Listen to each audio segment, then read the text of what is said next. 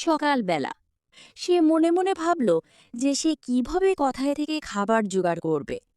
তখন সে বলল, ইস, আমি যদি কোনো কাজ পেতাম তাহলে ওই কাজ করে আমার বোনকে খাবার এনে দিতাম। এই বলে সে কখন যে ঘুমিয়ে পড়লে সে নিজেও জানে না। তারপর তার বোন তার সামনে আসলো। ভাইকে না জাগিয়ে সে পাশ দিয়ে চলে গেল। তারপর রহিমের ঘুম ভাঙল। সে কাজ করতে বেরিয়ে পড়ল যে কোনো কাজ পায় কিনা। পরে সে একটি চেয়ারে বসল আর চিন্তা করল যে কি করবে। এমন সময় একটা অচেনা ছেলে তার দিকে আসছে।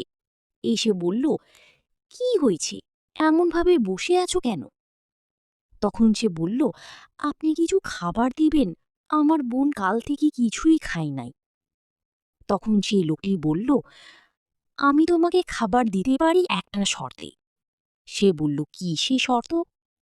তখন সে বলল, আমি এখন তোমাকে খাবার দিচ্ছি, তুমি কাল আমার বাড়িতে আসবে, আমি সেটা বলবো। তখন রহিম বলল, ঠিক আছে, আমি আপনার শর্ত পূরণ করব। এখন আমাকে খাবার দিন, আমার বোন কাল থেকে কিছুই খাই নাই, আমি তার জন্য বাড়িতে খাবার নিয়ে যাব। এই বলে সেই লোকটি রহিমকে নিয়ে খাবার দিল। রহিম তার বাড়িতে তার বোনকে নিয়ে সেই খাবারটা খেল। এইভাবে সেদিন তারা খাবার খেয়ে ফেলল।